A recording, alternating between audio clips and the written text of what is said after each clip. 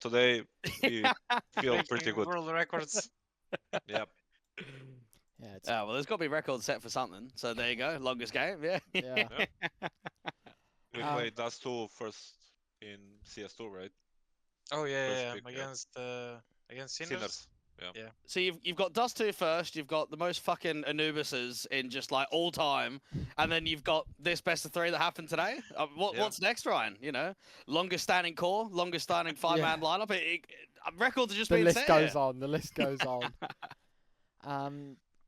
Yeah, anyway, Josh, obviously we've got some topics to talk about today. I think first and foremost we're going to talk about Zero Tenacity as a whole, and how things have been going this year, because I think one selling point, Josh, at least I think for the both of us that we'd understand is when we do our pre-shows and stuff like that, we always have a look, how experienced the teams on maps and things like that. And for you guys, I don't even think at this point it's just logical to assume that you've got the most maps played on what feels like everything at this point. You guys have played an awful lot of CS this year. Like, how is that mentally? Like, are you still enjoying the game? Obviously, CS2 was very problematic when it first came out, and it feels like you guys haven't really been deterred by that at all. You wanna talk? Yeah, I guess. Okay, so like I guess like the turn point for us maybe into 2024 was when Anubis was introduced, and obviously we didn't have a great overpass, I would say, and then with Anubis coming up and we find the balance on that map, we played it great. So I guess that helped us a lot in getting like what I always say to my team, in best of threes, we already are winning 1-0 if there is Anubis, right? So we only have to win one map in those two. So yeah. Well, I want to ask straight away, thinking of that, who do you think outside of yourself is actually like a decent Anubis threat in tier 2? Like, obviously you get a lot of wins on that map, but are there actually any teams out there that you look at and say, geez, their Anubis is pretty good to ours? Nemiga maybe? I mean against us, I guess. Statistically, I would say 3D Max. I think. Yeah. Yeah, they played really strong Anubis, Yeah. but we beat them, so I Yeah. don't know. I Yeah, I guess think. for us, Nemiga, I guess, like the most. Or Yeah. Nine Pandas. Oh yeah, Nine Pandas as Nine well. Yeah, Pandas, yeah.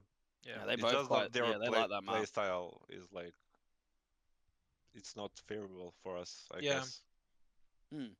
Well, I suppose the next thing is it worth it? I mean, you had back-to-back years where you have a look at the HLTV maps, like Ryan's saying, it's just a shit ton of tournaments, right? Like, it's just every single invite, main Swiss, group stage, whatever. You've played 300 plus maps this year. Is it worth it? Because I think a lot of teams in tier 2 kind of have that battle on, is prioritizing prac and playing less events better or playing more events better? How do you look at it so far? I'm gonna answer that. Yeah. I mean, so basically, it's like a double-edged sword, right? If you cannot fix your mistakes during that period where you grind the games on fly, you're gonna feel like bad probably. Plus, you don't have time to practice. So I would say like that. It's like a double-edged sword. For us, it was good period because we rise on HLTV rankings, on Valve rankings for the RMR close qualifiers. But we fixed our issues during that period. Like during the games, after the games, we would review the demos and say, okay, this is bad, and things just improve on fly. Hmm. Maybe for Yeah. some teams it doesn't work like that. Maybe they need that practice. Of course, we would love to practice more so we can prepare better, but it is what it is, basically. Yeah, like what I feel as well as a player, especially when we were like climbing up and getting to actually play the matches on HLTV, like when we played only one game, let's say in 1 week or two in HLT, it was a bit stressful for everybody. So in that sense, it actually helped us to, when you're playing like 3 games a day, you don't think that much about, oh my god, this is our only chance to play and climb on the ranking. So that helped us as well. Yeah.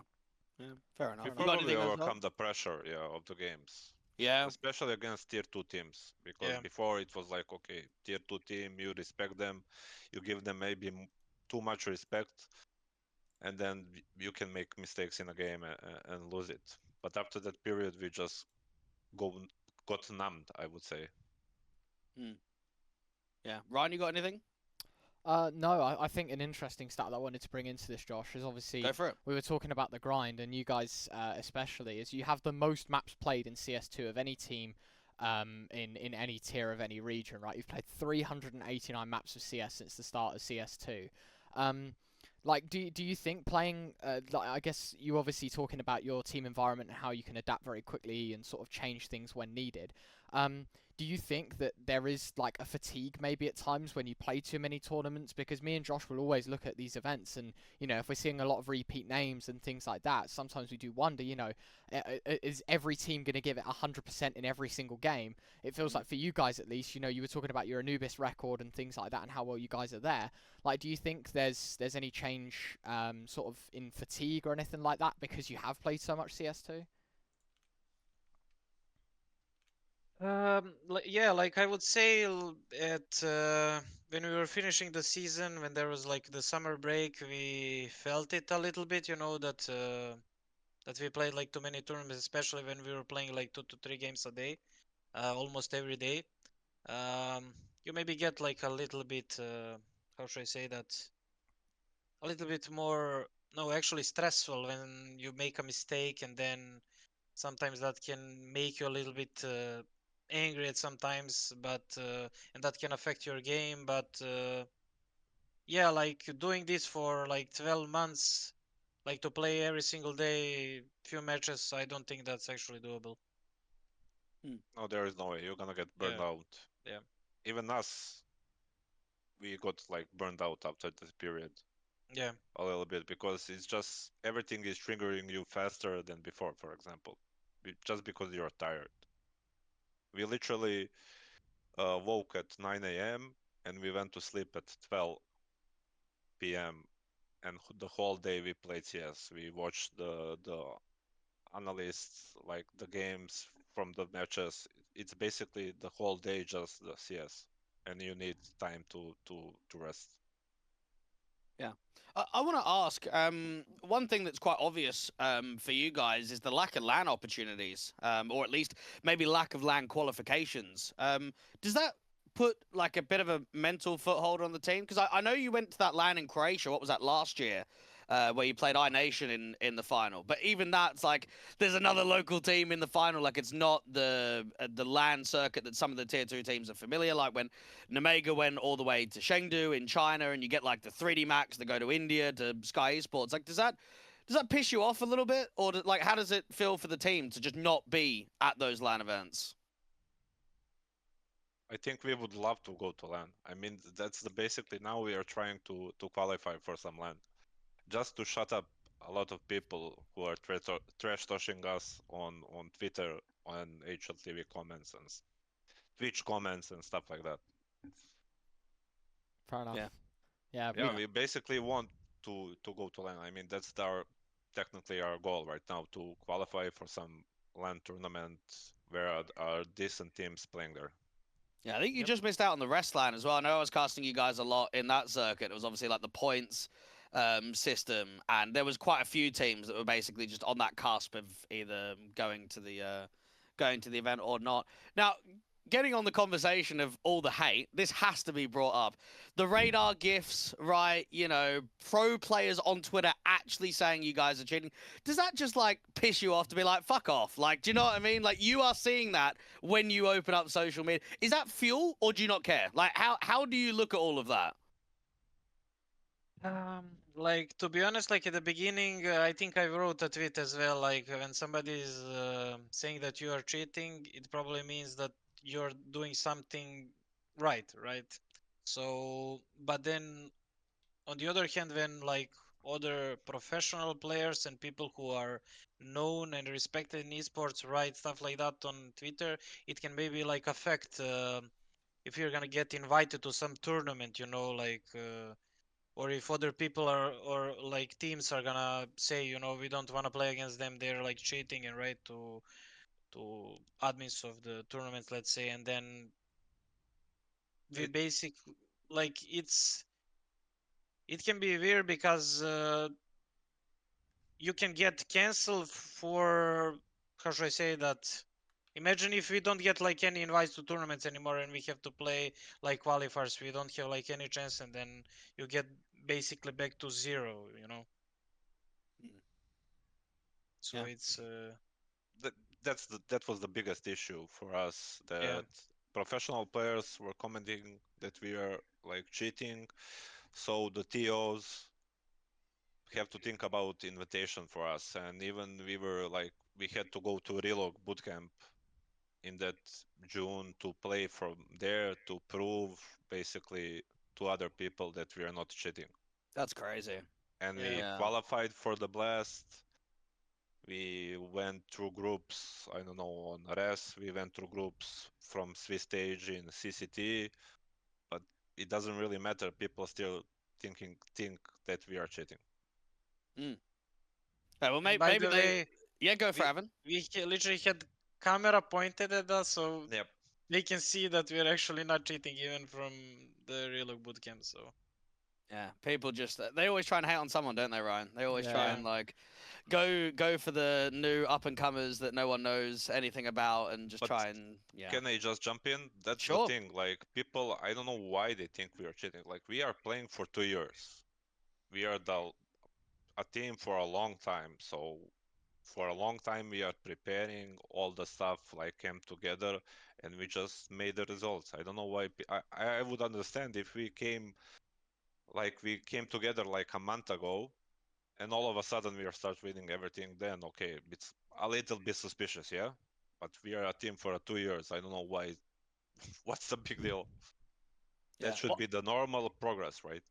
you'd think so. I want to jump on that because I remember casting some of your early tournaments. I think towards the back end of 2022 or maybe even early 2023. And I remember at the time Ryan being like, "Who the fuck are these guys?" I know Avan because I've seen him. I've casted him for many years, but I don't know any of these guys. So I want to ask you two: did you know about the players on this team before you guys joined? Because in terms of like a pro scene, there's nothing. Like, there's the local scene, obviously, but it's only been recently in since you guys joined that you actually start making that grind up to the higher end of tier two. I only knew Nemanja because Nemanja played before since the start of CS:GO, but the Brute Monster, Chofa, and Simka, I didn't know. I didn't know them. So they were like, what I was told, they are like young guys, new talent. For them, this is the first team they ever played. So they were not experienced. But over this time, we came over all of that and achieved a ton of stuff in the past 2 years, to be honest. Hmm. Nice. It sounds like you two have been together for a while. Now, I remember casting at least Avon playing on Onyx and For Glory quite a bit. And I know you were coaching then as well. Do Yeah. you date back even further than that? Like, how long has this partnership been going for? Even a year before that, right? Level up. Yeah, I think Yeah. year before that it was level up, and then from there I think Onyx, then for Glory. yeah, and then I moved to For Glory. I had a different coach for a few months, and then Impulse Dimke and you came, And right? me, yeah. Yeah. Yeah, and then from there it was all again. Hmm. Okay. But I want plus we to. played together in a team like Oh yeah, yeah, way before even that, like in Okay. 2015, right? yeah, yeah, Yeah. yeah. Hmm. Now, Ryan, I think where we could get the proper news from is the time that Avon had on Endpoint. Now, any time you get to play with some Brits, right, there's got to be some stories. What was your time like playing with Endpoint and with the boys out there? Because I know you went to a Copenhagen Games LAN, but I think the majority of games were all online. I don't think you went to many LANs with the Brits. Yeah, actually it was really good. Like people were nice, especially the guys from Endpoint, the players as well. Like that was actually I think my first international team, and maybe even my first international LAN tournament. We had to. I don't actually remember what happened, but we had to play with what's Got a his name stand-in, now? right? Yeah, we had a stand-in for Copenhagen, and then obviously like it didn't work out, but yeah, it was great experience overall. So no good stories. I can't believe this. I mean, we were not. I'm not sure how long I was like in endpoint. Like only that maybe for 3 months, something like that. I'm not sure. Yeah. Maybe things start to get interesting after 6 months or so. Oh, well, I guess I just want to know, like, what do you guys see the future as? I mean, we've obviously brought you on to talk about the RMR calls that we'll go on about later, but you know, you're sitting, I would say, around the top end of tier two. You know, you're can be a title contender. I think in the majority of events that people look at, like the CCTs, the Compass, people might look at you guys and say, "Oh yeah, you can win the event," but you know, where is the progression? Where is the future for you guys? Well, I mean, our goal is definitely to qualify for some big events, and major is the end goal for all of that.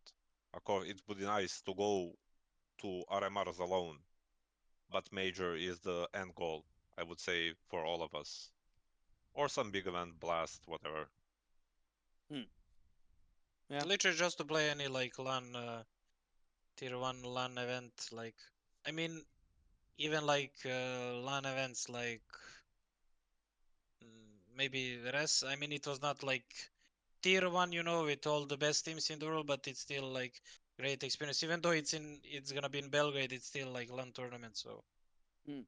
I think with the way the circuit looks, Ryan, for like the next, you know, year and the next couple of years, PGL giving out their circuit, there's going to be a lot of lands. Starladder wants to try and get back in. You got the Blast, you got the ESL stuff as well, and then I mean you've got Compass. I think they announced what was it, 2 lands that like yet to actually put dates and locations to it, but I think they said they're doing 2 lands. You've got Alyssa that are basically doing their Masters, Rest doing their circuit. So I think the next few years probably will actually start seeing the pop up of like the tier two decent lands again. I mean, it would be definitely nice to play one of them, to be honest. Mm. We Yeah. would definitely, that would be one of our, like, uh, I would say, short-term goals to go to one of those uh, tier 2 events, especially one, just to prove ourselves. I mean, at this point, just to play, you know, and then if we Mm. prove ourselves as well, it's a big bonus. Yep. Well, that'd be one way to silence people, wouldn't it, Ryan? Get Yeah, Zero Tenacity online and start posting some results. for sure. Mm. I guess speaking of events and circuits and things like that, Josh, we should probably move on and have a little chat Go about for it, mate. Yeah. some of the events that have been going on because it's always like this, Josh. Like whenever there's a dry spell in CS because of player breaks and stuff, like we come back and it feels like everything starts at the same time. There is Yeah. so much shit to just get through. I guess just as like an example, obviously the Alyssa event's back up and running. CCT have just come off their break. Obviously you've got Compass as well that are building up into Road to Compass LAN as you were talking about, Josh. And then obviously you've still got the tier 1 events like your Blast, your ESL, like your Impact's now going on now as well. Your Pro League is kicking off soon. Obviously you've got what's it called now? Challenger League. That's what I was meant to say. Like your Challenger Leagues and stuff. Man, there's so much fucking Counter Strike that gets put on our screens. I guess we can start quickly with Elisa, Josh, because I know that's a topic that Yeah. can be somewhat discussed because we're into the main stage, right? Obviously, contenders over and done with. Main Swiss, I think we're just heading into the end of round 3 now, if I'm not mistaken, right? Like the 2-0 Yep. games and the 2-0-2 games already played. So I can bring that up and we can have a little chat about those. Yes, I casted both of your games actually. In Alyssa, I was getting the joy of watching you guys choke massive halves against Favbet. I remember that one. Thinking, what's happened here? It looked like it was basically a 2-0 for you. And then the fucking Meteor guys. I don't know if you could bring up their little team page, Ryan, but these guys. Well, I want to hear it from your perspective first. What do you think of this complete mix? Legitimately, not even a team. What are these guys like?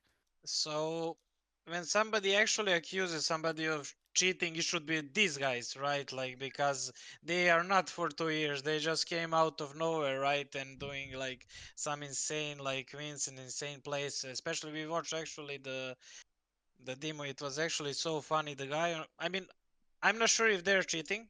It looked like that, to be honest. And one of the players that is playing for their team actually played with the Croatian guys that got banned. Like Oh, I Maki don't and know. Zergo lads. Yeah, Yeah. so they actually got banned, and one of those guys played with them.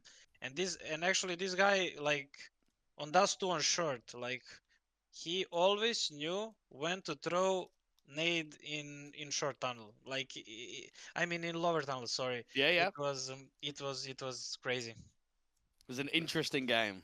Yeah, It very was interesting. hard game, Yeah. honestly. Yeah, Yeah, I don't know, again, if I'm remembering this correctly, but this Wang Jie fella, this Chinese guy that's just playing with, some CIS players.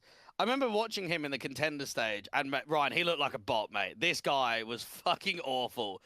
And I'm sure it was your game. He was like the lowest rated player of the contender stage. He's just dropping red KDs like every single game. He goes on to Dust 2 and he drops like nearly 30 on map number 1. So yeah, I don't know. They are a bit of a weird team. I mean, you've got who have you got in your next game? Let's have a look. You beat Rhino. I mean, right. they're Yeah, We played today. we played. Yeah, yeah, I've casted a little bit of them. I mean, we'll talk about it later on with the changes. I mean, it seems a bit wild with what they've done, but they actually seem to be playing some like decent CS. What is it? The in-game leader and Orpa is like pretty decent, but again, I don't know, nothing special. I think that they just look okay. I was really surprised that they got enough Valve ranking points to make it to the RMR. Like I was for sure thinking that they weren't going to be there. I think they were in the finals of one rest season. That's why. That's right, yeah. Yeah, And yeah, they didn't even play anyone decently as well to get into that final, I'm pretty sure. I think they had the luck in a bracket, to be honest, a little bit. But Yeah, still, like yeah, moving to the final, it's not easy for any team. yeah. Of course, yeah. yeah. It feels for them that they what I feel like watching their games, they can actually win against some good teams, but then they would lose to some like very weak teams, I would Mm, say. So Yeah, maybe consistency. Yeah, consistency is like what they kind of need to work on. yeah. Okay, well, Fair I enough. mean, I've casted 2 weeks back to back of this, Ryan, and at the moment, TSM looks to be the best team in the comp. I've actually been quite impressed with how they played. I know they didn't do too well in the qualies, but Alltex looks like he's on unreal form. Acor looks back. I mean, there's no surprise there. As soon as you get into the native tongue and you're like dropping divisions, you expect him to start farming again. Everybody else, in my eyes, looks like kind of shaky. I mean, I'm surprised Rebels have gone 3-0 really, but yeah, at the moment, I don't think I'm casting any more of Alyssa, so I'm not really going to be following it. We can keep up with results over the next few eps, but I'm not doing any more of the main Swiss or the playoffs. So yeah, that's me done with that tournament. Fair enough. We've got CCT Season 2 European Series 9, Josh. Just, just Yeah. throwing it in there as a bit of a tongue twister. I tell you, every time I have a look on Liquipedia and look at these pages, mate, it's a proper piss take. I mean, look at the amount of Oh my banners. god. The amount of banners that are at the top here, and it's just for Europe. There's like 20 series for Europe, and obviously I can't hate CCT because look, if you're willing to post up 20 series and put what a $50,000 prize pool up for each of them, like fair enough. That's a fair chunk of change that someone's losing at the end of the day. But yeah, I mean CCT I think has always been pretty hard to track. In Very terms much of so. when Yep. it was I guess season 1, right, like the first season that they put out, and we had like north, south, east, west, central Europe or whatever the fuck it was. That was painful. And now I think the only thing I think I mentioned it on a previous episode as well, Josh, is the fact that there's like multiple series that go on at the same time. Like, Yep. you have a look and it's like, oh, we're in playoffs of Series 8, but actually, we're like main Swiss of Series 9. It's like, well, come on, man. Like, can we just do it one after another? Anyway, I've got to give Yeah. respect to them because, I think it's if CCT didn't exist, I think we really would have struggled for tier 2 events in this year. I mean, other than what Rest have done, obviously, and Elisa. I mean, they're just consistent, aren't they? Like, Exactly they're just that, always right? happening, at least, Yeah. to get some of the newer teams. I mean, you guys got invited straight to the playoffs. Now, I want to kind of really touch on the Sinners game because I don't know. I mean, both Ryan and I, we've casted Sinners for the last couple of years. And I remember they had a really good period, sort of 2021, when Oscar and Neofrag were still there. And they were sort of like a top end of tier 2. And then they just dropped off after that for a really long time. And it feels like now they're back. So what do they like to play sort of more in the current day than what they were like in the past? Can you click on the game? Actually, I want to see like what maps we played. Yeah, I don't even remember Yeah, the game. this was yesterday. So Yeah. Okay, so yeah, I think Inferno it was pretty good clean start. for us. Yeah. On Anubis, what actually happened? I don't even remember. we had a like low start. We lost couple of rounds, like full rounds. First two full rounds we lost. Just they just overrun us on the sides, and it was like hard to come back from that. A little bit overthinking in the game. Oh yeah, I What sh actually remember now both what should we maps. do? Yeah, like I mean they are looking pretty good. Like their player, what's his name, Morisco? I think he Yeah. plays super aggressive. He's playing. He's making a lot of space for the team, and even though like you see here, he didn't had a great game against us. We actually felt him on the map a lot.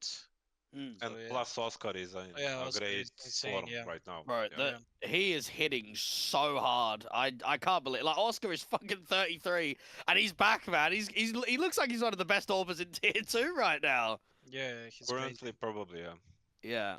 Yeah, fair enough. I mean, Ryan, I don't know if you've casted much of Sinners like in the last few months, but even when those two guys joined up, I actually thought, you know what? It's nice that they're not just recycling the old guard because I think that happened quite a bit in the past with Sinners of Yeah. like bringing Neofrag back in and keeping like even Zero. Like I know he was an experienced player, he ended up retiring. You bring in some younger players of like Quez and Ajat, and even though it didn't work, I'm kind of happy that they've still gone down that route of bringing in some new. Like one of the guys came from Sinners Academy. I can't remember if it's Mikey or the Morisco guy, but one of the two of them played in Sinners. Yeah, there it is.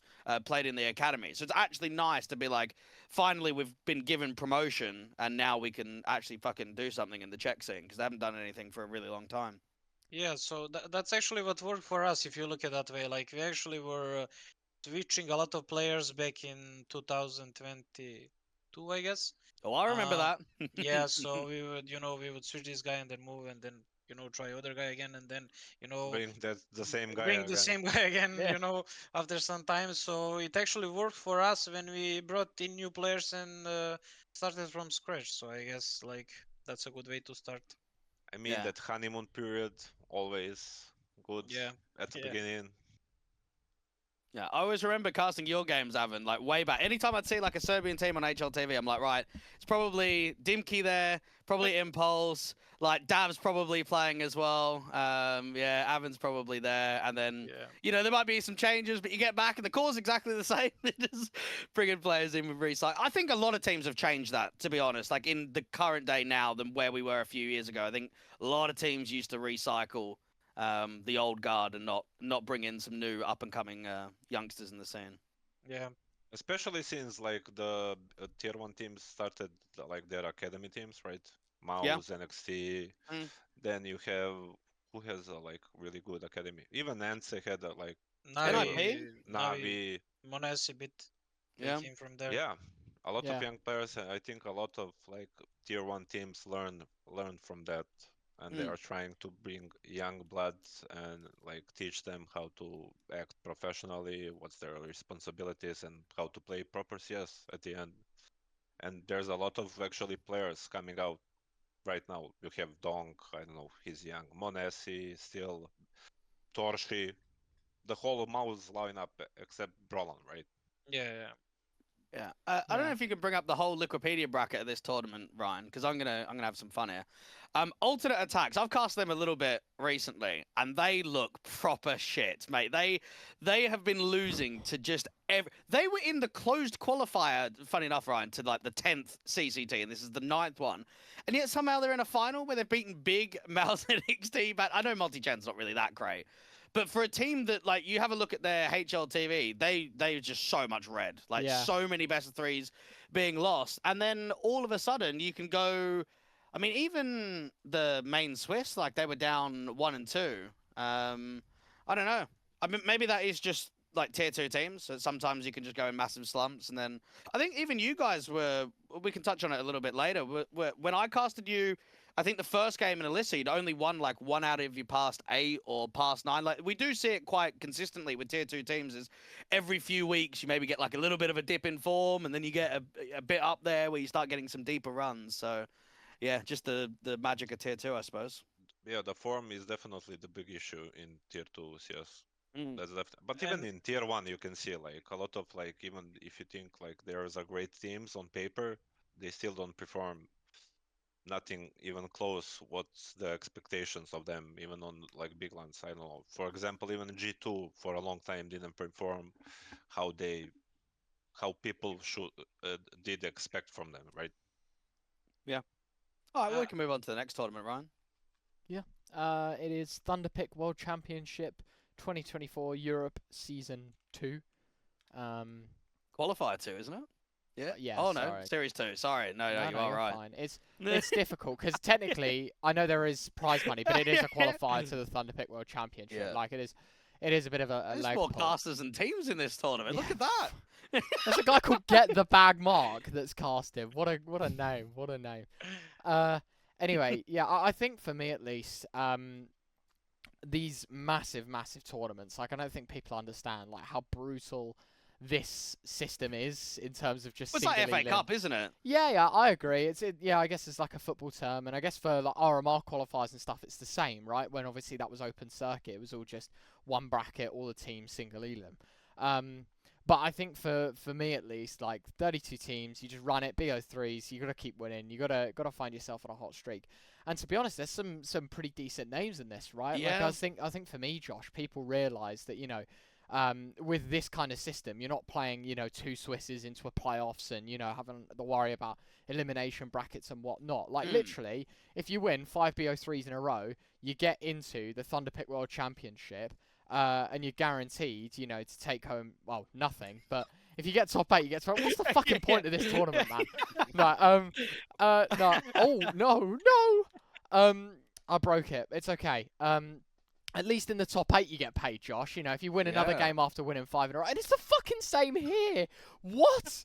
I didn't know that. Okay. Anyway, moving on. We've got good teams here, Josh. That's the most important bit. We've got good teams. Our 9 are here. I mean, I guess. Yeah. I guess some of them, like especially if they've made some drastic roster changes, they probably feel as if they need to start getting these events into. I mean, that's a 450k event, and I think some of it is LAN. If I'm remembering the main event, like I think the event was. I'm pretty sure. No. Have a look. It's only the first few stages are online, and then it goes to LAN. Really? I think it says online, then offline. See under type on the right. On the right. Yeah, semifinals onwards are played offline. Yeah. Oh yeah, there it is. Semifinals. So it's online, and then it goes LAN. That's yeah. Whatever. So it's basically semifinals and final on the LAN. Yeah. Yeah, so a 1 day, just get the 3 best of 3s all in one gonna day. say, See you later. And you only have to pay for 4 teams to turn up, I guess, Josh. That's probably the man. They're thinking thing. ahead. Yeah. I think there's a few interesting storylines here, Josh, in this tournament. I mean, obviously we're not going to jump too deep into this. Obviously, you got like the C9 roster in there with Heavy and Icy. You've got Bait, who have always been a team that have like stuck around, lingered in tier 2. Obviously the alternate attacks guys that in Dweg's words are fucking shit. 9, obviously, a very interesting look to 9, I guess now, Josh, compared to what everyone has known 9 to be previously. Yeah. Obviously the Ents guys are in there. You got the Endpoint boys with Sejot in and whatnot. It's interesting how deep this tournament runs. The Revenant are in there as well, which will be an interesting watch. They play Bait, so see you later. But yeah, I like it. I mean, I don't know if I like the structure of the tournament as much, Josh. Especially when it comes to the championship. But well, let's think about the run. So you guys have Nexus first game. I mean, we know how that's gonna go. They've got 9 after they got 9 after that. I suppose the only like real challenge, if we're looking at like the pathway, is maybe Fnatic. Like I'm trying to think. Like, thing is with Fnatic, they're a bit of a weird team because they are tier 1, but they're not tier 1. It's like they've got the players for it, but the results aren't there. So, yeah. I mean, how do you look at this bracket? What are maybe some expectations? To be honest, like nowadays we look more one match at a time, right? We don't look like we're gonna destroy Nexus, even though when we look at the ranking we are much better. Like, and when you actually look on HLTV, like every single day, like some team would win against. Like there are many upsets, to be honest, like nowadays, especially in CS2. And I actually feel like that many teams, like if they had a chance to play against some tier 1 teams online, that there will be like many upsets there as well. Because what I feel like today CS2, there are like many information and stuff on the internet where you can actually see how to play the game, and there are many demos that you can watch nowadays compared to back in the day. So like the game is Definitely, evolving like super fast, and you guys are learning much faster than I would say I was when I was like younger. So yeah, like it's pretty competitive nowadays. I guess just to add on that, Josh, is we've always seen, especially I think especially LAN oriented, right? We've seen teams that have made big upsets, like in an event. I think back to Movistar did yeah, did quite well. uh, 9Z recently. yeah, and I mean if you want to date back and backpedal a little bit further than Yeah, that, go. obviously at Compass you had even though they got grouped, like Sashi beating Hey, Astralis, that was a massive yeah, upset, and they were close yeah. on beating everyone. Mm, You know, we were talking about Elisa earlier on, and obviously had that Harvu run right in the of course. Espo. In the Masters, Yeah, yeah, like they beat like Gamer Legion and Ents or something in a best of one and a Yeah, best of yeah, yeah, three. they did. Yeah. Yeah, I remember there's that one. there's Yeah, there's a lot of stories, so you are right, definitely. You know, like it's hard to overestimate and underestimate people. I think, as you say, you just got to take it as it comes, right? It's like you just got to get a feel for it within the BO3s, because you know, fucking shit gets pulled every day. It feels like on HLTV, you see a score and it's like, how the fuck did that happen? So yeah. yeah. yeah, no, I That's agree. definitely. I mean, watching the bracket right now, I think we played against all of those teams in our side of the bracket, and we beat them. So anything can happen, to be honest. Well, let's give you guys the best of luck to win 8 best of 3s in a row to qualify to the top 4 LAN event. Because that's how you're gonna have to get to Yeah, LAN with these fucking Yeah, guys, all right? Yeah. definitely. Simple as that. yeah, just fucking pray, boys, pray. Um, yeah, I don't know. I guess to move on to an event I just recently talked about was the Yala event, Yala Campus. For me, Josh, another event that is kind of becoming a little more of a staple within the Counter Yeah. Strike calendar. We've got, I mean, you have a scroll here. Obviously, you guys are in the mix in main Swiss, but you actually have a very star-studded setup in main Swiss, right? You have a good bleed of experience heads, some up and comers in tier two, some names that we want to see more and more of, like. I think I don't know who admins this event anymore, Josh, because I know it used to be Tommy, but now I actually don't know who's in Yep, charge of I'm the not invites sure. and stuff. But I've got to say they've done a fantastic job. Even in the contenders, Josh, there was Some good some teams. banging teams. So Yeah, I've there got to is. give it to them. Obviously, you guys play ITB first and foremost in the main Swiss. What are your thoughts on this ITB side, right? Because obviously, me and Josh kind of, you know, being patriots to the UK, maybe more than you, Josh, but flailing the UK flag and representing the little talent we have out of our country. Um, I think for me and maybe even for you, Josh, I don't know, this whole roster was a massive surprise to us. Um, I remember, you know, like falling from the grapevine, hearing about some of the signings and understanding who their full five was. But what do you think of this new ITB side? Because to me, it's like, you know, you've got the crazy BNE guys that are just fucking hold W merchants and just can shoot people in the face. It feels like nobody else can.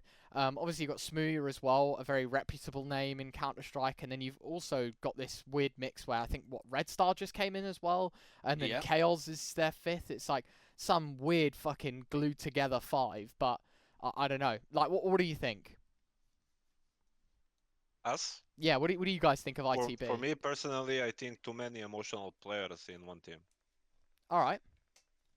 I know the Flutter and Synopsy, they're like emotional players. You could say they get fired up if they're winning, so that can like carry out the game, but they also can like bring some bad stuff. And Smooth, I think he's the same player as they are. I So mean, three guys, if it's not going well, I don't know how that's gonna. like to be honest, they should be performing like much better anyways, like when you look who is playing right. But I guess yeah, maybe like what fajkus is pointing out, like maybe like some stuff that when the game is maybe going in a better direction, maybe players would start individually trying to win games alone, and maybe that's actually what's backfiring their game, I guess. Probably, Yeah. especially since they were playing like tier 1 CS, and now all of a sudden they need to play like tier 3 against tier Yeah. 3 teams, tier 2. a lot of crazy stuff happening in those matches, so maybe that's like tilting a little bit for them. And plus, when you get emotions mixed with all of that, like it's bad. Yeah, But well, they're at I the don't know. boot camp at the moment. I think they're at the big Just facility. I've left, seen. yeah. Oh, okay. I Yeah. think they just left from what I saw on Twitter this morning. I don't know, but yeah, at the Berlin facility. Mm. By the names, they should be like on the paper, they're a good team, right? Yeah. Good players. Even when they brought Boros, it was on the paper, it was a good team. Mm. But it doesn't mean it's gonna work out at the end, right? Yeah, I mean, time will show. I've casted quite a few of their games, and I'm casting you guys versus them tomorrow. So we'll see how that best of three goes down. But I think from my perspective, Ryan, like when they're hitting hard, they're extremely difficult to play against. But I've also seen a lot of games where star players are just going missing. I think FlatTrue looks really inconsistent. I've seen him like drop 30s, and then I've seen him drop single digits.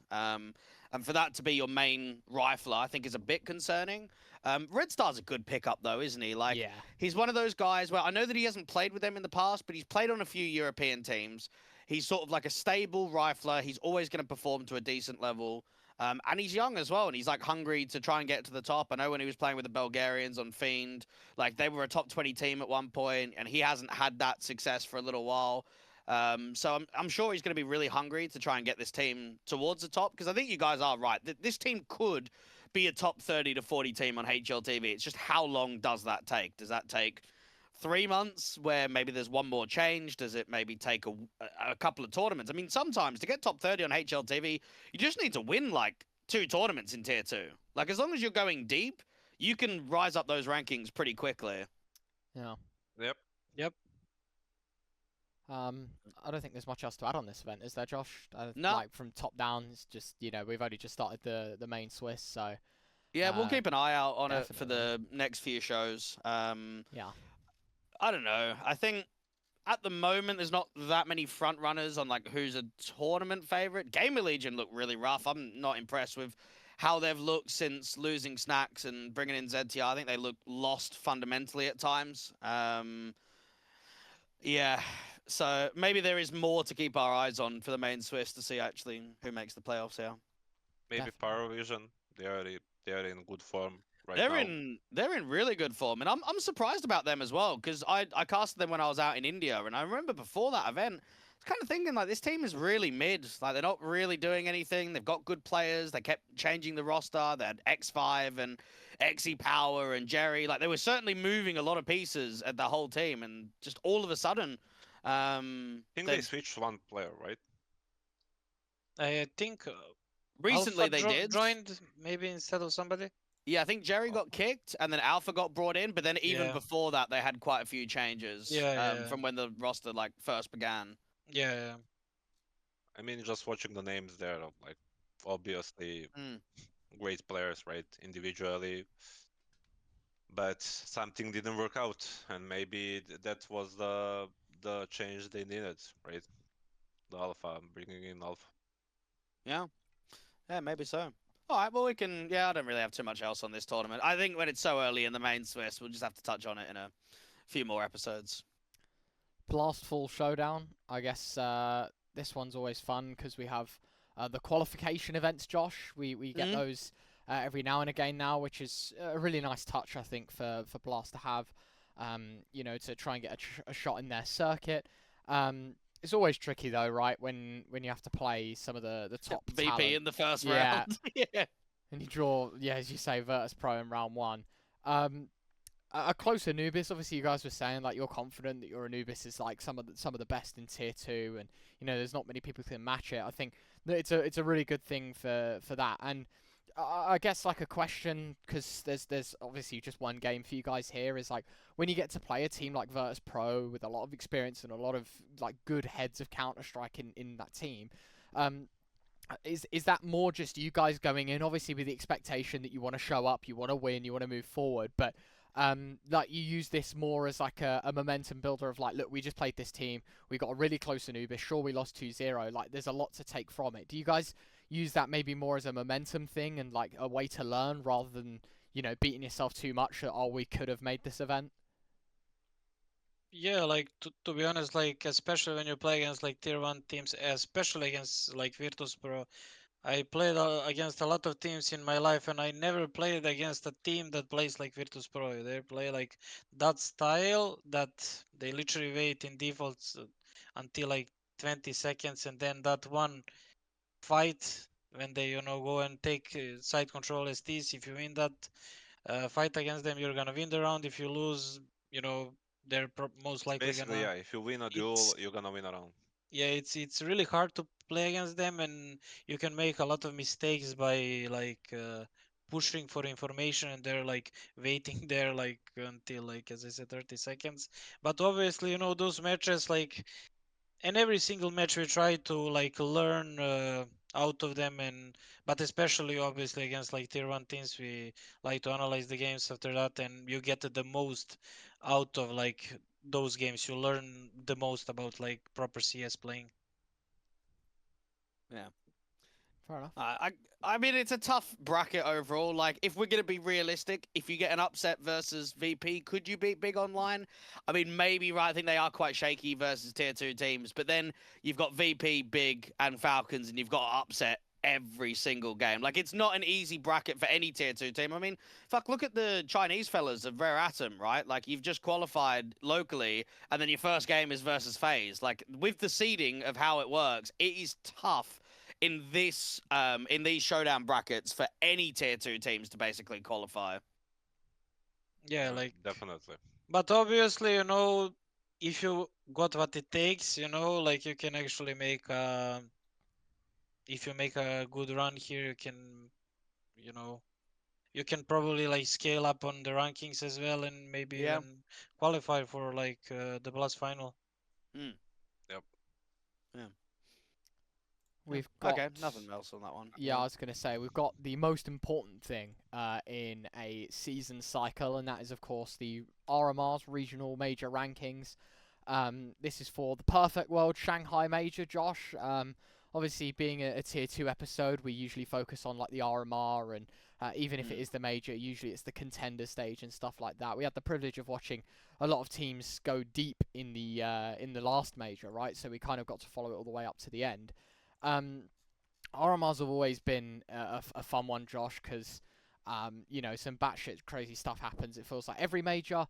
We can have a chat about the most recent one. Obviously, you guys got to play in it. Josh, is there anything you want to start with?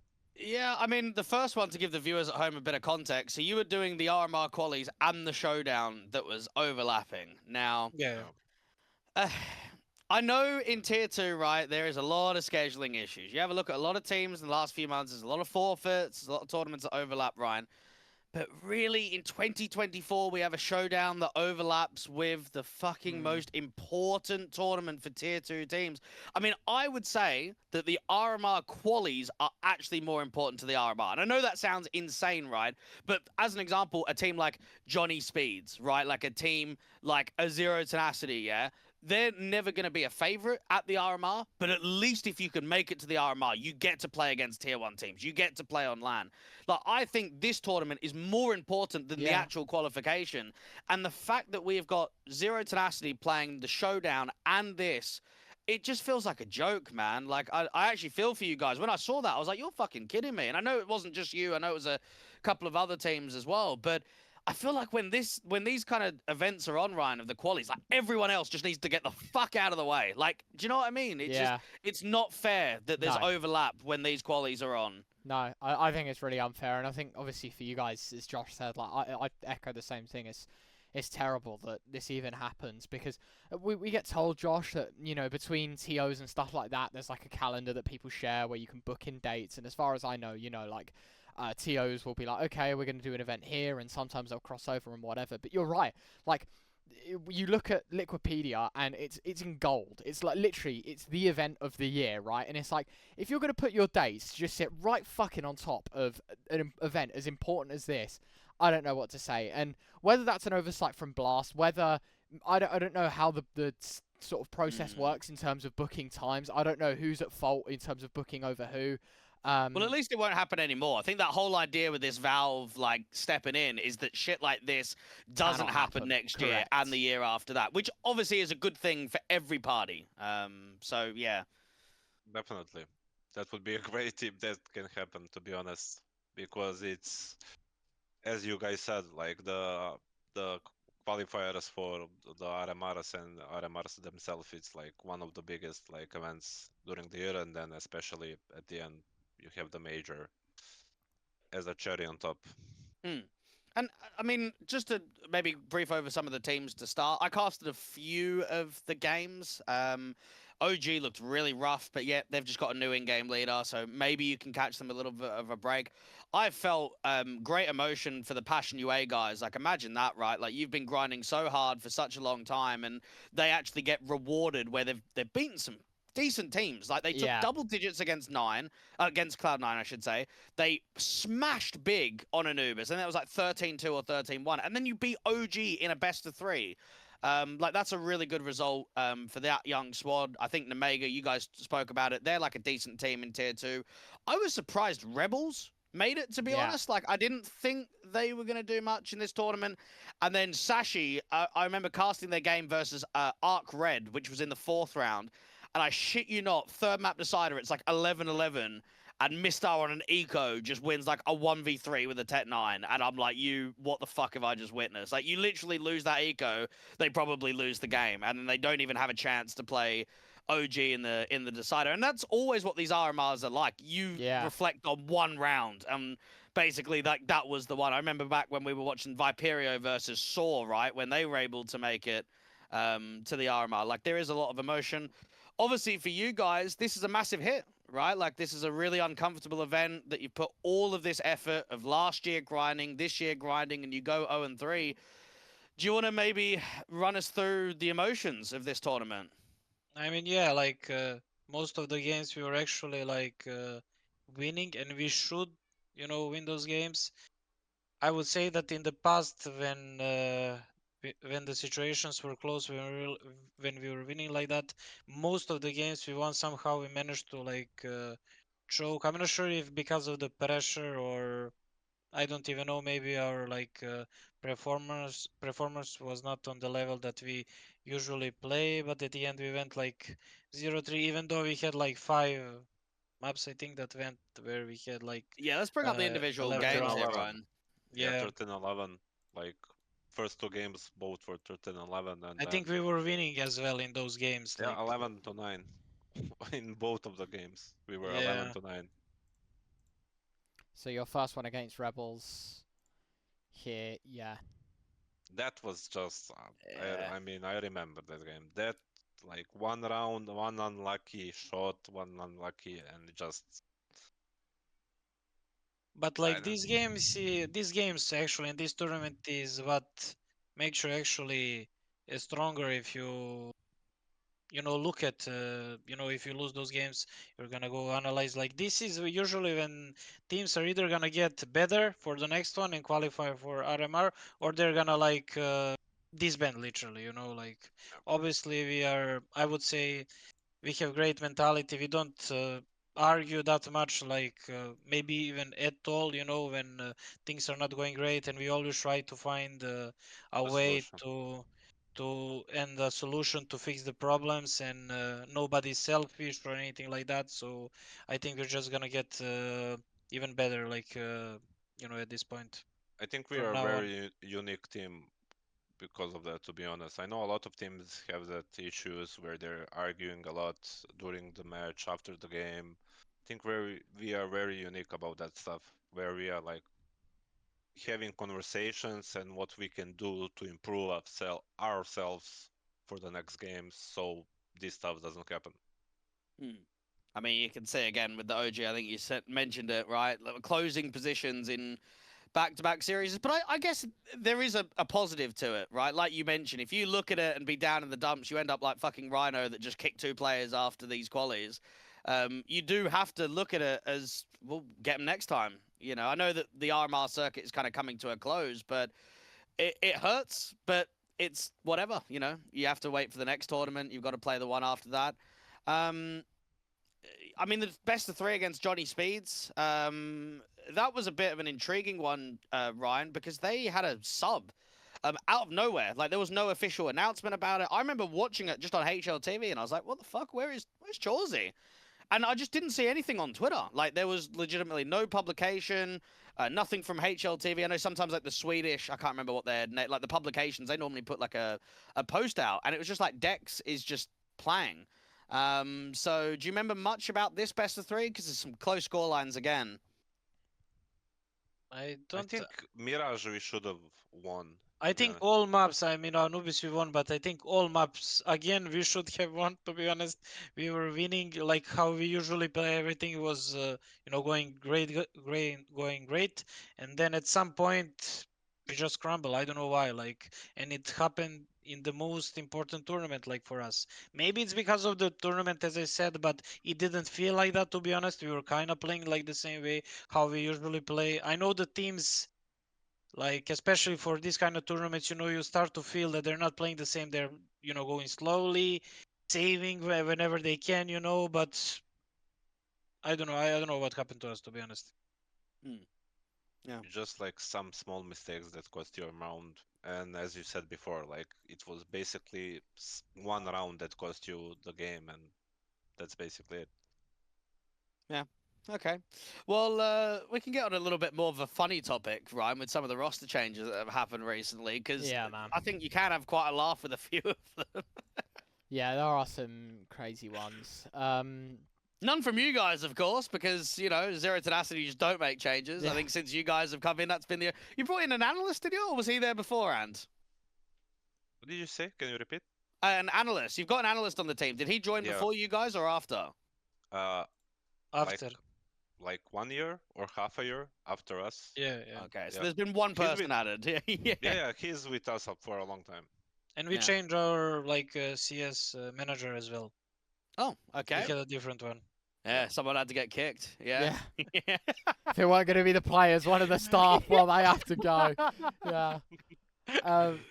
Well, Josh, speaking of obviously Zero Tenacity not making changes, hopefully the tier 2 talk curse doesn't come back to bite them, because it happens fucking every week at this point now, Josh. Every time we do an episode, the moment we push it out, there's always a roster change in the team, right? We obviously had the Indian guys on from last episode, right? Literally, yeah. The Tree Rippers esports guys, and then they just went off and fucking made a change. So we've added that to the list. I think we're in like episode 33, and this is probably like the 14th, 15th time it's happened. It is cursed, by the way, guys. Yes. So yeah, sorry about that. Yeah. So if you're gonna kick a player, wait a little bit, please. Don't. Yeah. Well, I want to talk about that Indian one, right? So just to give a bit of backstory, we had True Rippers that played at the Sky Esports Masters in the last show come on, the Indian representatives. And not only have they kicked a player, Ryan, before the most important tournament of their lives, the RMR Closed Qualies, after literally playing a LAN against tier 1 teams and high-end tier 2 teams where they probably got the most experience that they could have ever asked. But they picked up a Valorant player. They picked up Crunchy, to be fair. Yeah. So he used to play CS, but if you bring up his Liquipedia on Valorant, he was basically overseas in North America playing Val for about 4 years. And so they've kicked a CS player, and they brought in an Aussie guy who's basically been retired for many years of his career. They've brought him in, and not only that, but they've changed in-game leader. So Defaulter, who was the IGL, has now said, mate, I'm not doing it anymore. And Rossi has picked it up. So, bro, what the fuck? Talk about shooting yourself in the foot, by the way. That is the most stupid set of changes ever. So the guy didn't even play CS for the past 2 years. Yeah, so if you get his HLTV up, Ryan, you'll see it by his match day. His name is Crunchy. Crunchy. And I actually knew of this guy. Is this the Aussie guy, yeah? The Aussie guy, yeah. So you can kind of see, if you just go on matches, you can kind of see he's had a little stint this year playing an ECL. Yeah, you might have to go to all of them to just see. Yeah. Right, so you're looking at like March, February, and then a little bit into January, and then fuck, 2019! What's happened there? Are you actually being Liquipedia? Bro, man played, not that I follow Valorant at all, but because he's Aussie, I know him. if you go to the Val one, it might. I don't think he's in the CS one. He played on that Sonics roster that was in North America. Where the fuck is Valorant? Oh, why is it above CS? Yeah, no, that shouldn't be. Yeah, that's horrible. There you go. Wow. Status retired. I'm not sure what to say about that, to be honest. That's actually crazy. And Like, did he play CS and Valorant at the same time, I guess, or something like that? So when we had the guys on the show, do you remember they were saying that they had like some talent agency, like a scouting agency, to like pick up these new players? Bro's just like looked through Valorant players and just thought, yeah, let's fucking just had a let's scroll bring top them to bottom over. on the Wikipedia for Valorant. He's like looking at the wrong game and he's like, oh, this guy looks alright. He's just fucking looking at Valorant. That is. So they got upset in their opening game of the closed quals. They're down in the lower bracket, so we'll probably follow them on the next show. But it's not looking good, mate. They play KDO's team in the next round.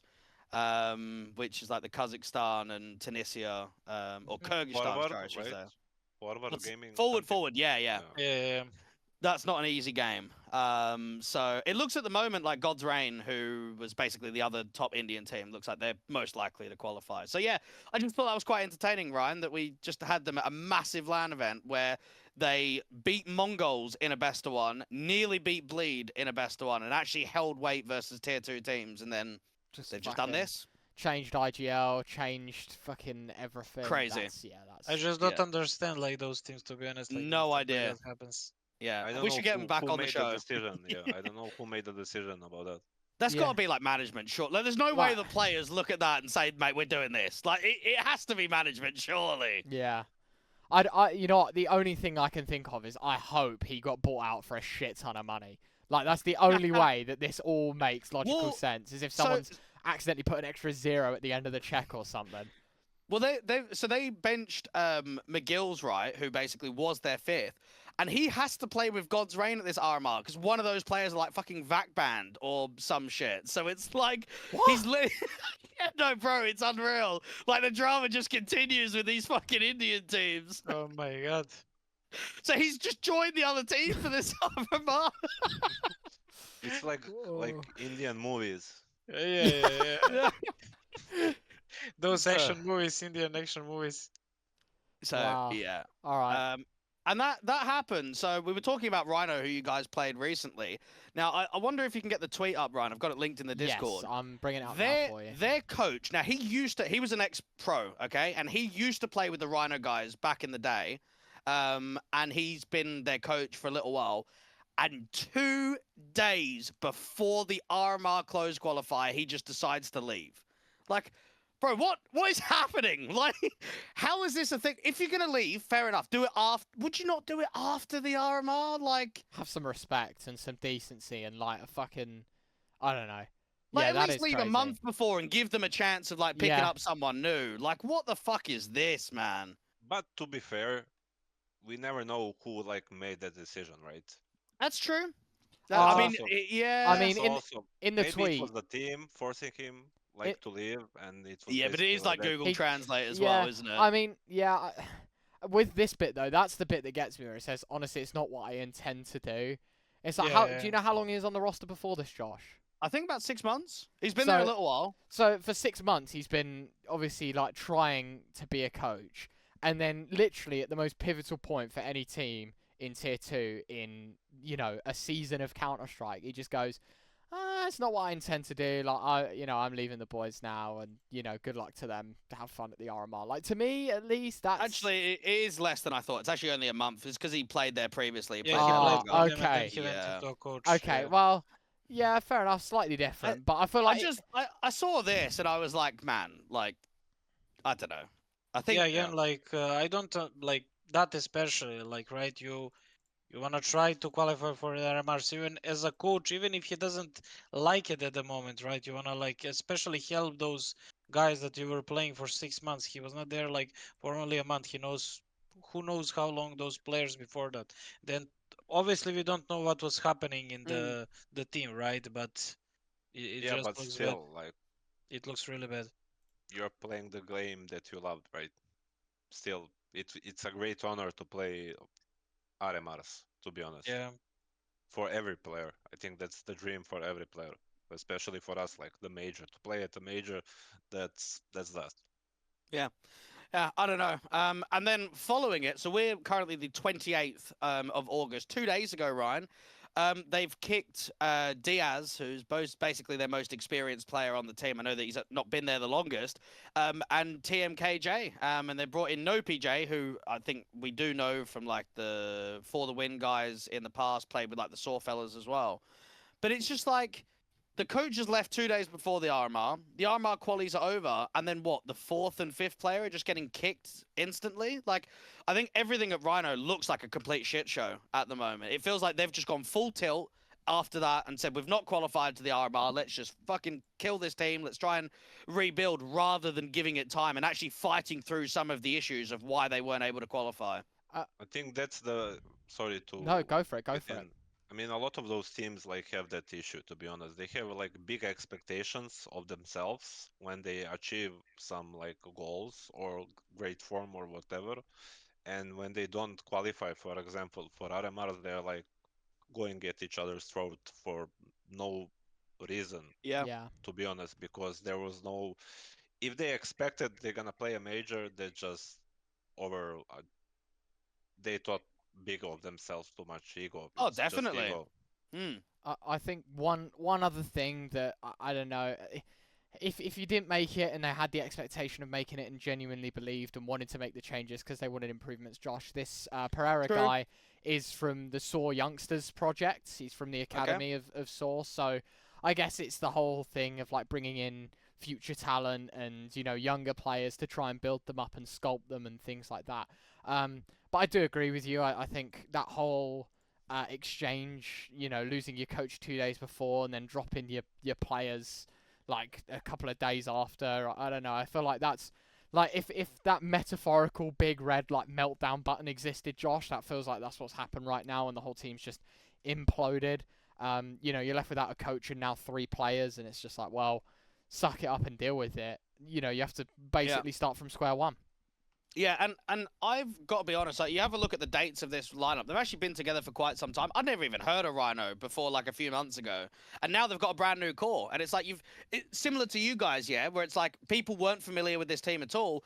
Now that you're finally getting that taste of, like, playing on HLTV consistently, like, playing good teams, why would you make changes? Like, keep that stable core, right? Like, try and keep that lineup going for as long as possible, fight through the issues. And now Crazy and Snappy have been here nearly a year, and then just after the RMR, they've got a new core of players. So Yeah, like that's what I'm saying. Like they probably had like how should I say that? They cannot find a common ground, maybe how to play the game, or like one player thinks like that, the other one thinks like that, and then if they cannot work together, you just have to make a change. That's why, like, again, I think we are a good team in that sense, because even if some player maybe thinks it should be played a bit different, we always try to find a common ground and to play and to try to think like the same way, like all players together. But like from what I see from Rhino, I think they already had problems even before RMR, as their like coach left like 2 days. yeah, So yeah. That's for sure. yeah, we'll follow that one, Ryan. We'll see what they're like in the next few tournaments. But The next one. yeah, I mean, the drama with Clax and Resol, I'm not sure, aVN and Philip, if you've seen much of this.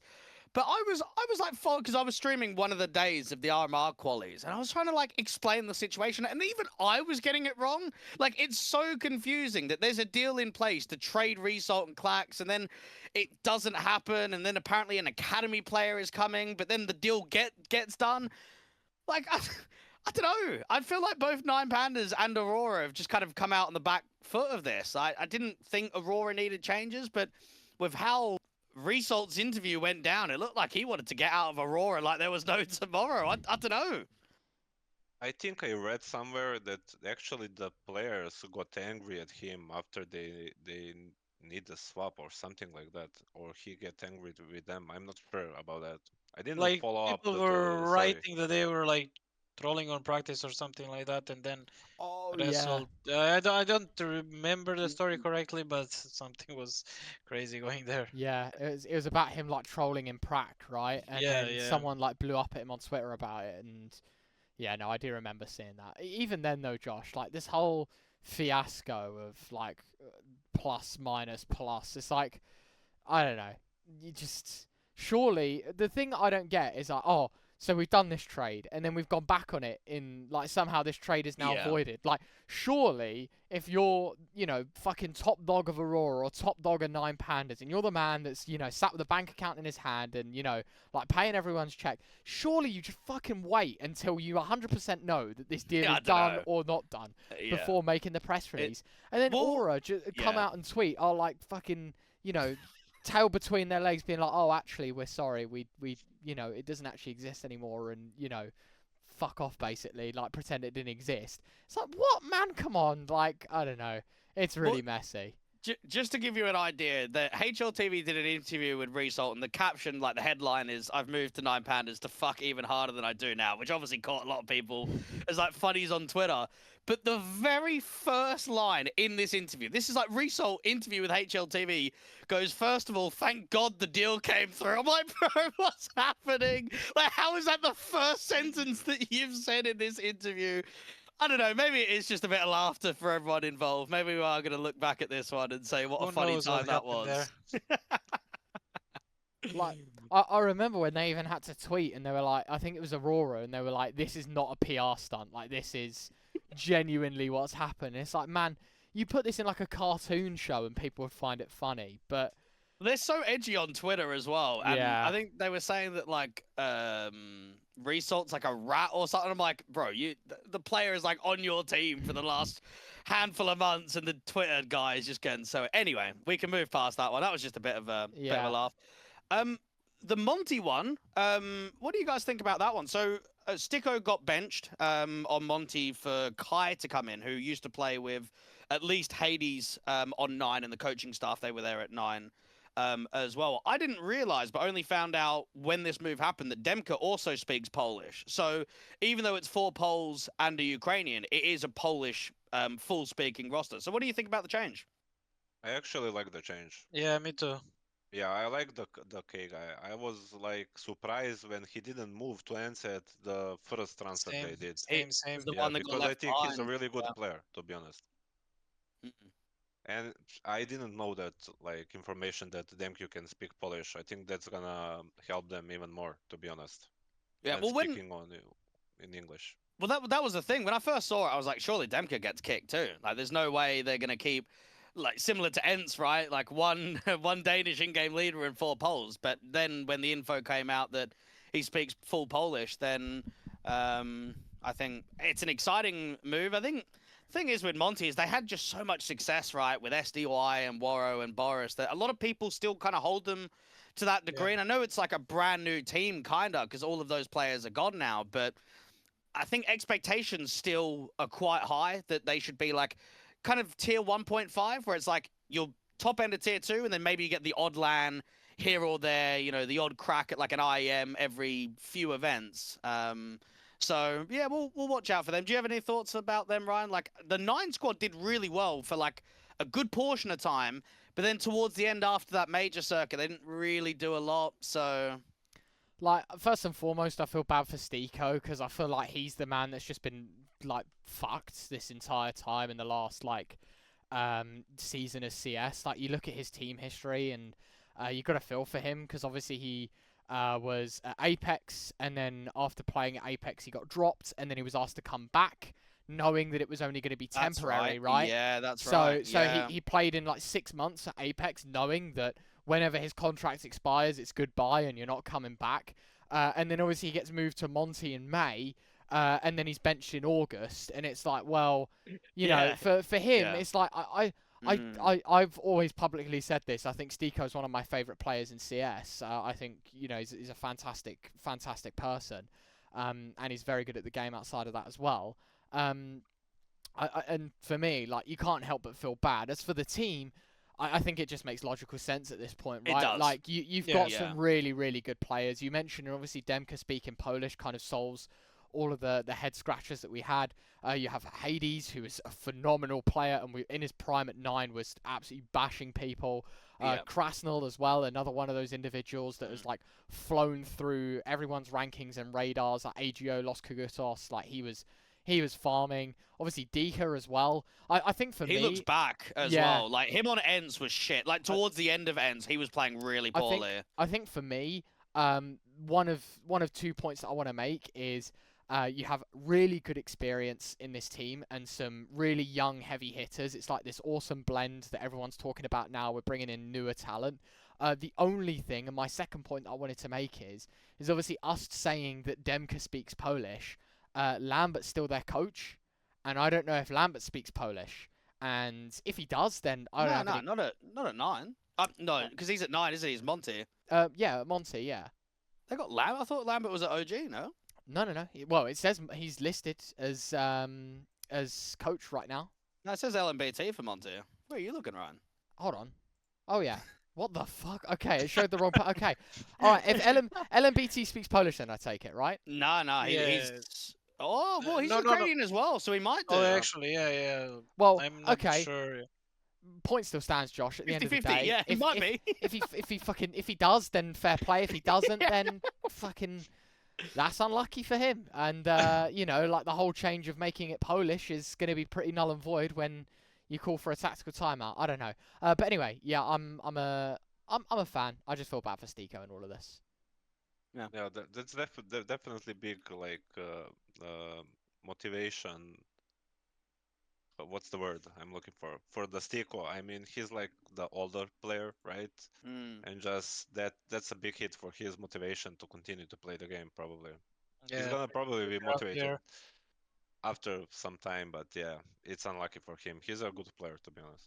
I mean, I was talking about it. Well, I did a little content piece on Twitter, and I was like, where does he go? Now, the Czech teams and Slovakian teams have actually done really well at this RMR. Like, Eklop did quite well. They qualified. Sinners are in insane form. And then Unity is like the sleeper team because they also qualified, but they're not really that great. And it's like, does he maybe go back to the local scene? Does he find somewhere in one of those three teams? There's not that many opportunities. I was listing teams that he might join. I would say Fnatic is like one. Like if they're thinking about making changes, maybe they bring him in. Maybe Complexity as well if they want like another European player. But like there's no teams that Cody ahead straight away and be like he could improve that team. Like it's not an easy move for him to join a team soon. I think he kind of like needs to, in my opinion, prove himself again that he can actually play at the highest level if you think that he's gonna go for complexity. And then again, I'm not sure if he's willing to play for those like local teams that they have there, because obviously Yeah. now the good teams already qualify for MR, so it's gonna be like difficult for him to. I'm not sure if they're even gonna change anybody, right? So he's probably gonna look at some international offers and then go from there like slowly. Yeah, but even I'm watching, like, looking at a Fnatic right now and their team, who's gonna he replace, right? Crims, It's you it's know, it's super hard, yeah. what they not gonna get anything from that like change, right? Yeah. For me, their biggest issue is they don't have that one guy who's like big hitter in the team, heavy shooter, to be honest. I mean, Body is performing well. Yeah. Afro, Matiz is still like half and half. They need someone consistently if they wanna like compete on the tier one level. To be honest, they need to bring someone who's consistently playing like really good. I mean, what about Bleed, right? Like you've got could be a core from Apex. I mean, that would have felt like they should have been at the RMR and they weren't able to do so. Nexus not really performing that well. Do you put Sticko in like more of the anchor roles and try and fix them? Because I actually think Vladen was a better anchor than Nexa is with the performances that I've seen, which feels unreal to say. I actually agree with that. I don't know why they kick Leden, to be honest. Yeah, Like he's a same. young, talented player. You just need to give him a little bit experience and time, and he would probably be by this time even better than he was when they benched him. Yeah, I feel Yeah. the same. I don't know. Like, I even saw the tweet from Casa that he was criticizing the people who are bringing like the older players in the team, but he did the same thing at the Yeah, end. yeah. JKM, Nexa, Navk, they are not young players. Like Yeah. They're like proved players, but at the end, like You Like need he- that young blood, to be honest. yeah. You need that young blood. You needed some crazy little guy who's gonna run through 2 Molotovs and just find you 2 frags and win you a round.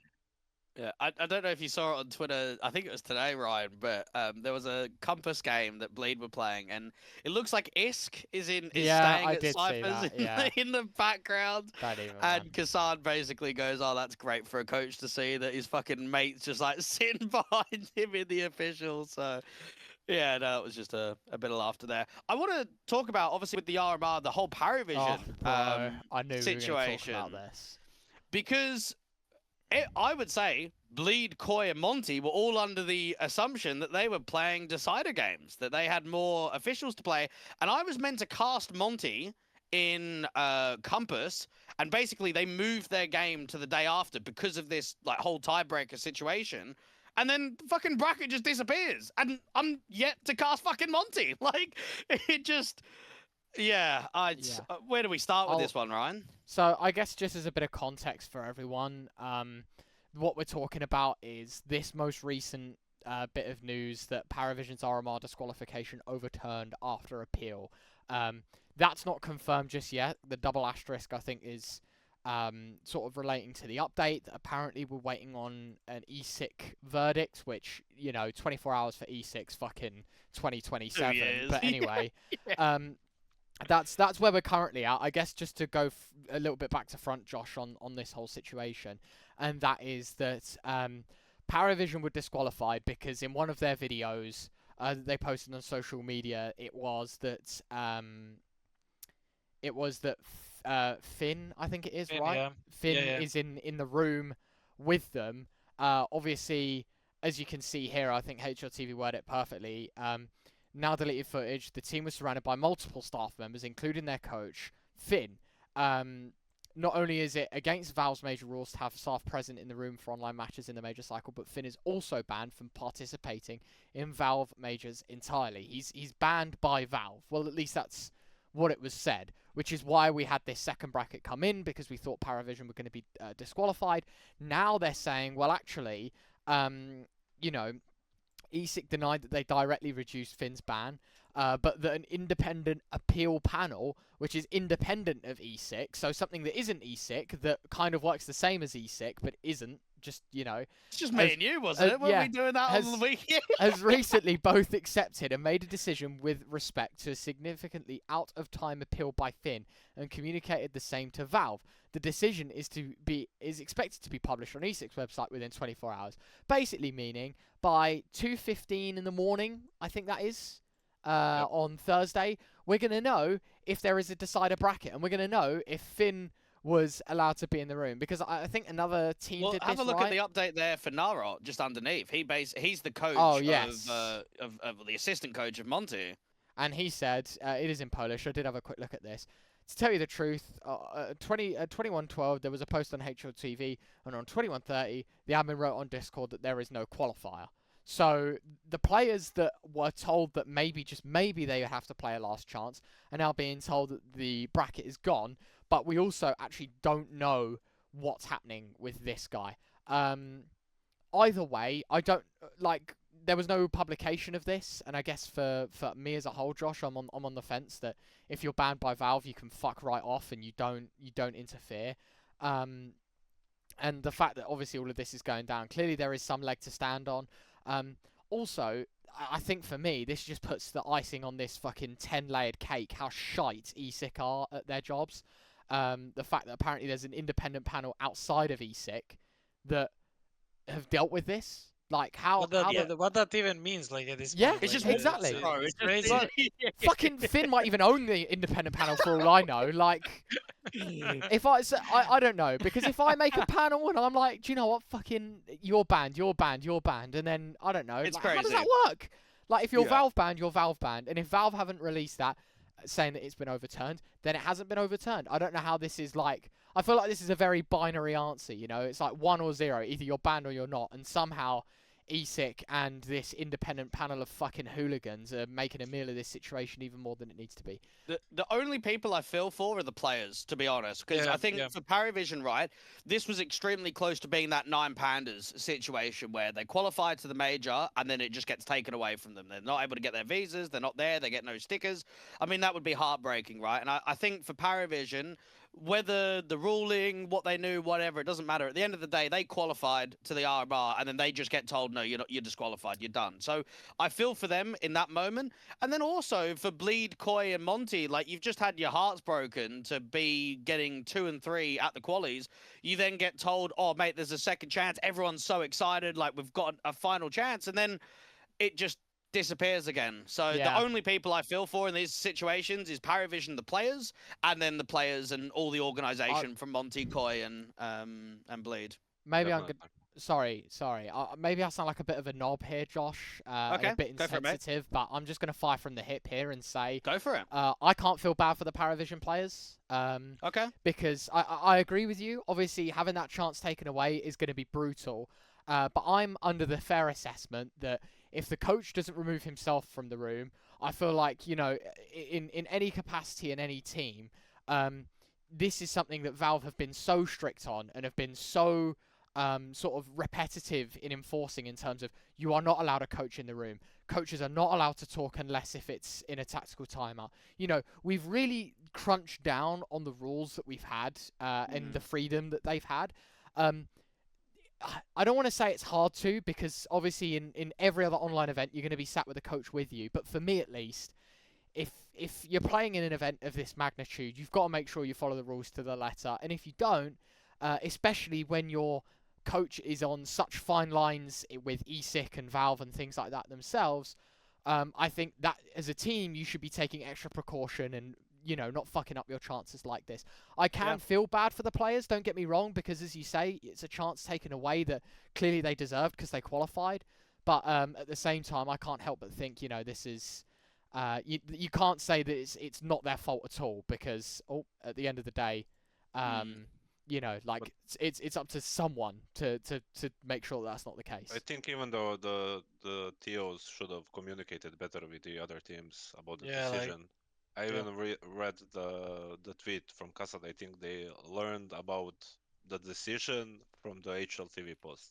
Yeah, that's a joke, isn't it? Yeah, that's not professional, to be honest. Does Valve even have like anything to say in this, or they're just like letting The SE third guys party, like because if Valve, I think if they're actually like in this, like 100% the guys would be like disqualified. If we, you know, remember about if you're banned from Valve, you're banned. Like there is no other. Like if you're in the room, you're gonna get disqualified for sure. So I'm not sure. Like I think if Valve is gonna be like in this, like the Parivision is gonna get disqualified for sure.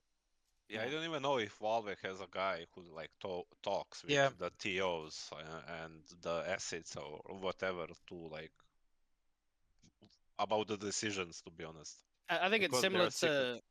Yeah, well, Ryan, we like when we had the Indian guys on, it's the same as Sky Esports Masters with the whole like adminning decisions, the rule book. Like it just feels like we're constantly going more events down the chain where things just aren't outlined properly. Teams are like unaware of certain situations. Communication's not really there. So look, it's done now. Let's just wait to see what happens. I didn't even know that. Sorry to interrupt. Yeah, go for it, mate. I didn't even know that wasn't the final decision. I thought that was the final decision that they qualified. To be honest, I didn't even know that we need to wait a couple of days. Yeah. So look, we'll see. I mean, I saw something on Twitter, and again, that I had no credibility towards this, but I saw that someone said that Passion UA were also filming, like a winning moment. There was a clip, and then that got deleted. Yep. And I feel like I haven't heard anything about that since then. So with that, Josh, I'm pretty sure that the ruling was from Perfect World, whoever the fuck, you know, Mr. Perfect World himself, Mr. Perfect from now on. He decided that all of the teams that did that would get a formal warning, despite it saying that obviously it would be taken a lot further than that. I think I remember reading again, not sure about credibility, but I'm pretty sure it was you would get disqualified. That was like the ruling, but at the end they were just given a warning.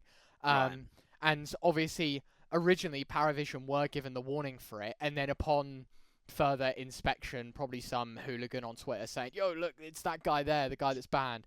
But Yeah. with someone doing that, they've probably gone, "Oh shit, that's actually a little bit worse than just recording in a room. That's someone that's Valve banned in a room with people playing in a Valve Gotcha. event." So I'm pretty sure that's where the Paravision controversy comes from. But yeah, you're not meant to record in the rooms anyway. And another thing, that's another thing I guess added on why I can't feel too bad for Paravision is because fucking, it's one thing to have a coach in there, and then you've got some geezer with some like 2-hand camera over his shoulder, like having a look and being like, "Oh, congrats on the win."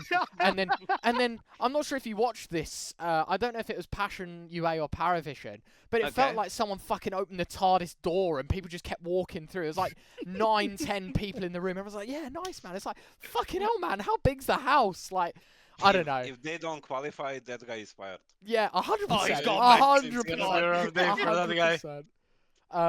But yeah, I don't know. That's why I can't feel bad about it. But Okay. I don't know. It's an interesting one, and by the time we shoot our next episode here on Twitch, Josh, and for those maybe even watching on YouTube, once the VOD is out for this episode, head Probably over have to an official- HLTV, and yeah. there will be an official response. We'll definitely be talking about it in the next episode. But now it's my favourite part of the show, Josh, my absolute favourite part of the show, and this is where the clash of heads between aVN and Philip to basically design their Tier 2 Dream Team. The rules of the game are simple, gents. You're going to be given 5 slots, and it is your job to make the best team with 5 players. You can include yourself. You can include up to 1 other teammate, and the players can only be in Tier 2. Them's the rules. You can pick whoever. You can or cannot. We can't pick ourselves. You can pick yourself. Yes. You can. Okay. aVN, do you want to go Surely first? for Philip us? doesn't pick himself. I have an idea actually. Definitely no. You go first. No, Fajkus, no, no, bro. no. Younger have advantage in this one. The thing is, I cannot even wait. Let me try to find at least some players. What are our thoughts on Joel, Ryan? Can he be can he be allowed in here? Oh, I would 100% Are put we- him in. are we- yes. I'll allow it. I'll allow it as long as in the contract it says that the gambling accounts are locked, and like we can't put any money anywhere. Let me go like this. 1 second.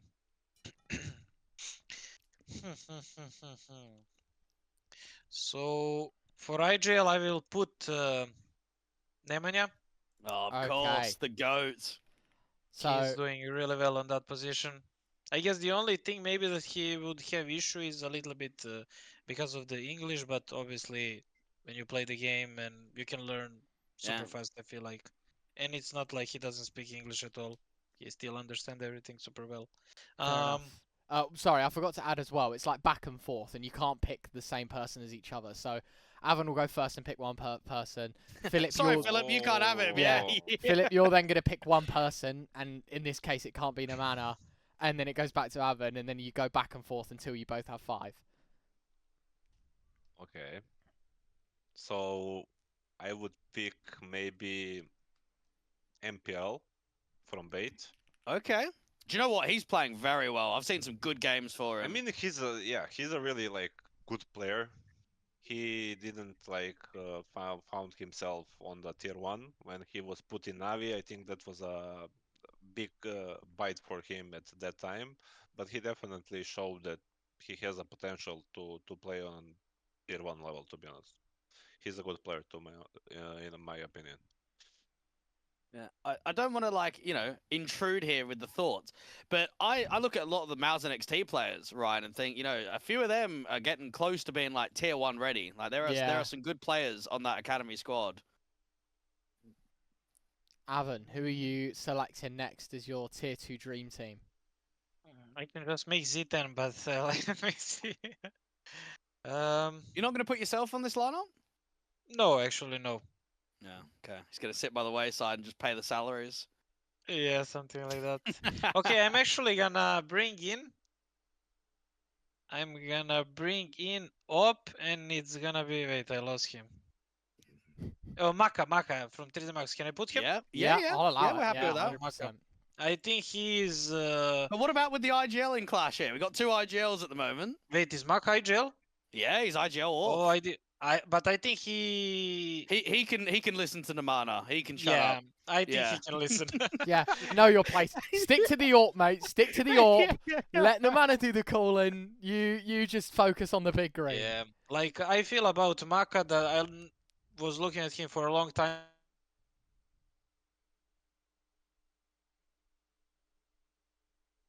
To play for like some tier 1 team, like to at least get a chance. Yeah, looks good for now.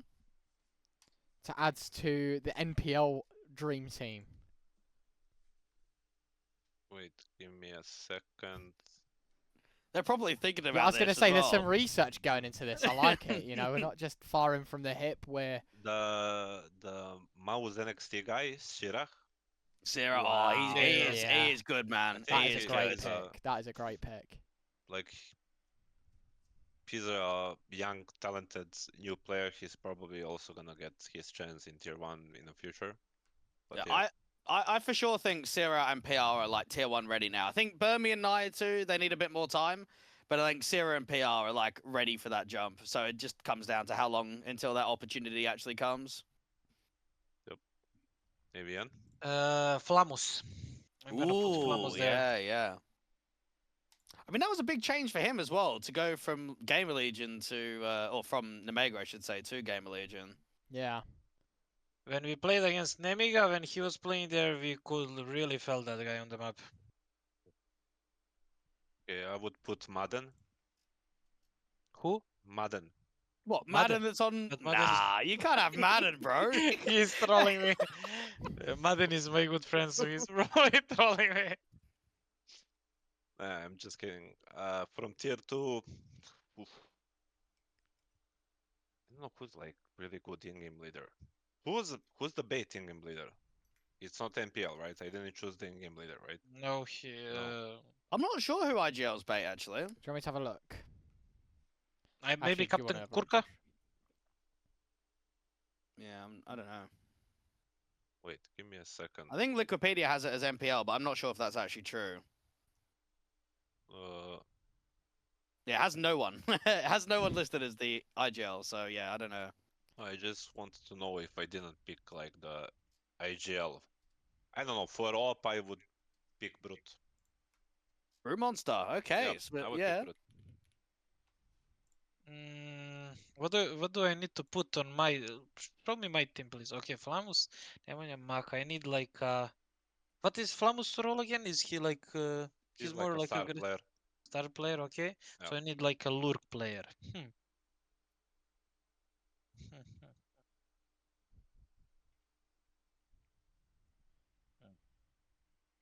I'm actually gonna put there. Wait. I'm gonna actually put in that team Result. Like English, even we can after put the any. drama. Yeah. I actually watched a couple of his demos. He's really like aggressive, and I think he's a great player. Just make sure that contract is airtight. That's all I can say. If we can hear you.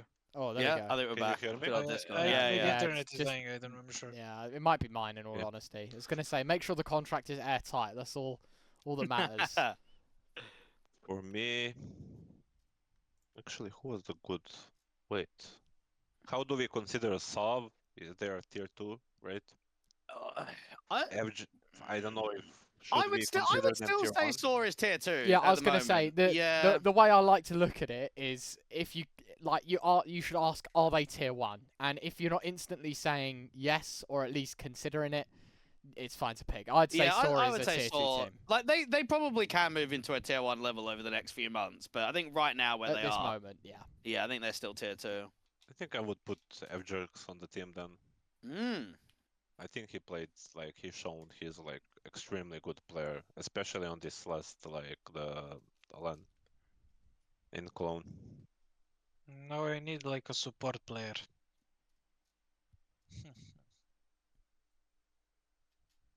I have no idea. Trying to think of support people, Josh. I know. Are you looking for a hard site anchor? Is that what you're looking for? I'm actually not even sure what I think Result is like an anchor role. I feel like Flamus is kind of clashing a little bit with them in the role, but it doesn't matter. They can work it together.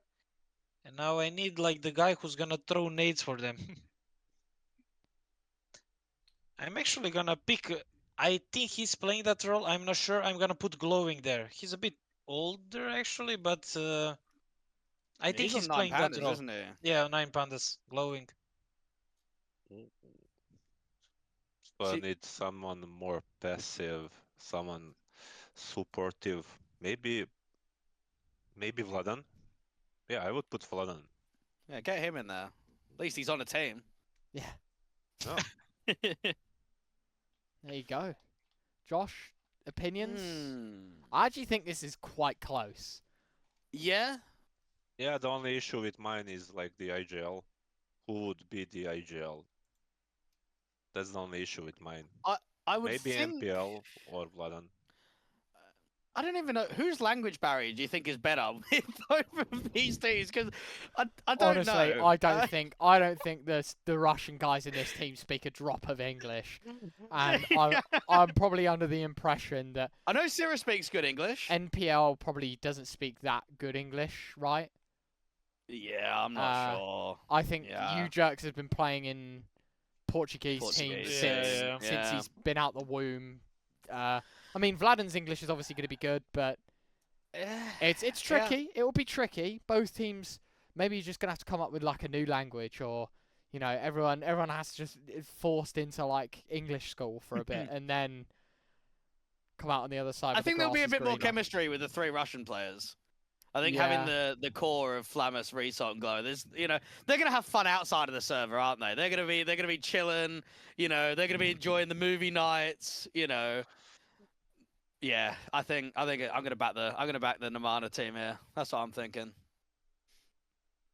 Fair The double enough. IGL one Watching is the teams, probably, yeah, aVN's team looks like more composed, to be honest.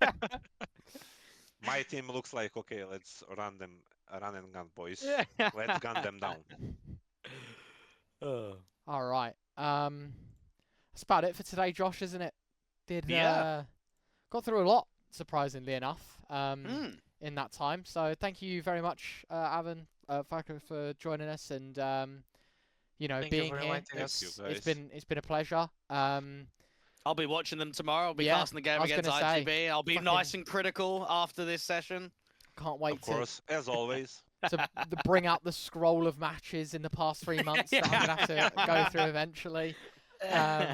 Pleasure is ours, gents. Thank you very much for joining us. We're gonna end the episode here, and we'll see you in the next one. Bye bye. Thank you, guys. Yeah.